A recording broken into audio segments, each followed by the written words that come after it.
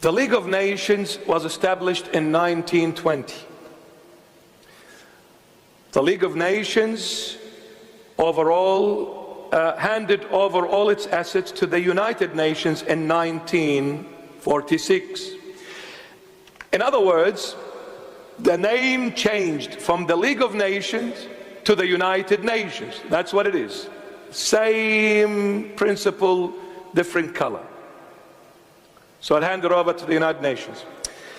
United Nations officially began on the 24th of October 1945. Great Britain fell at the end of World War II. At the end of World War II. So the head was wounded. What began? United Nations officially began on the 24th of October 1945, few months after World War II ended on the 2nd of September 1945. The head was wounded, but it got healed on the 24th of October, few months later. Are you with me? So the head was wounded on the 2nd of September 1945. It got healed on the 24th of October by establishing officially the UN, which was the Leagues of Nations, and it became United Nations. Who created the United Nations? The RIIA and the CFR, who were established by the Round Table, who was the Chatham House, who was the House of India House, who was India Company, East India Company. All of this Great Britain established and pushed it to United States. Now the RIIA is based in London. Guess what? The CFR, Council for Foreign Relations, is based in America. The CFR in America and the RIIA in Britain, both of them influence government levels and banking systems. And you go back to the Round Table. Who was the founder of it? Cecil Rhodes, who was one of the members of Rothschild. United States. What is the UN? UN is based on one thing and one thing only: human rights. UN is simply where nations came to unite against God. That's what the UN is. The UN of our time is the Tower of Babel of olden times. It is the exact replica, photocopy. Nothing is new. The Tower of the United Nations in New York, Manhattan, is the Tower of Babel in Mesopotamia, Iraq, where I come from, baby. The cradle of civilization. Yippee. So I come from Iraq, Habibi. And you come across me in a negative way, in a bad way, I'll chop your head. Allahu Akbar.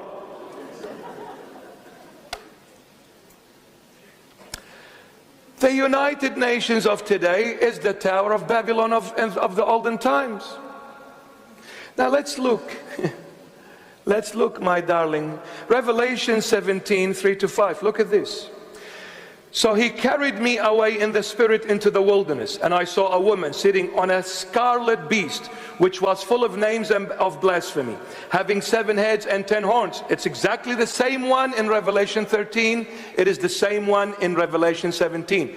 But you see, Revelation 17 elaborates more about Revelation 13, about the beast, elaborates more about it. Look at it. Who was full of names of blasphemy, having 7 heads and 10 horns. The woman was arrayed in purple and scarlet, and adorned with gold and precious stones and pearls, having in her hand a golden cup full of abominations and the filthiness of her fornication. And on her forehead a name was written. What was the name?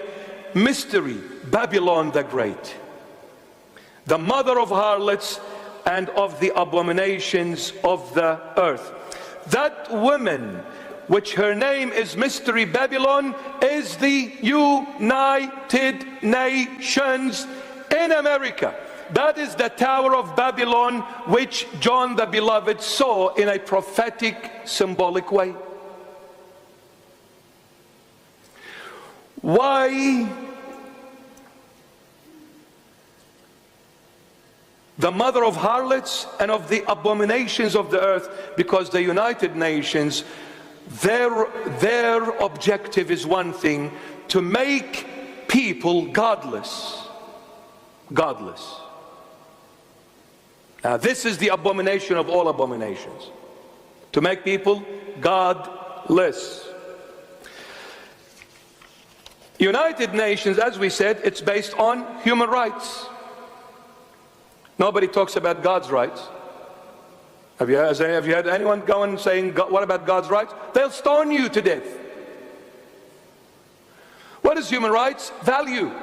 What is God's rights? Purpose. If we do not know what is our purpose as human beings on earth, and focus only on our value as humans, we will abuse ourselves. It is exactly what is happening in our time and age.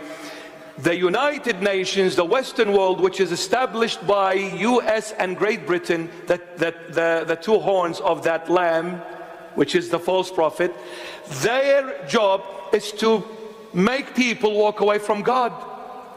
So focus on what? Focus on you. You are God. It's human rights.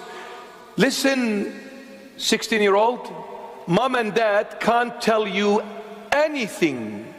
You choose what you want to be. You choose what you want to say. You choose what you want to do. You are your own God.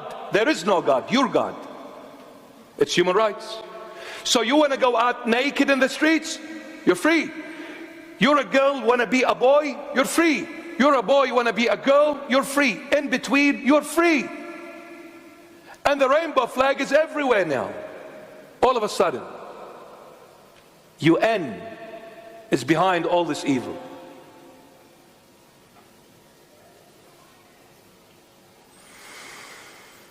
How do they manage to get all countries to speak the same language? Money.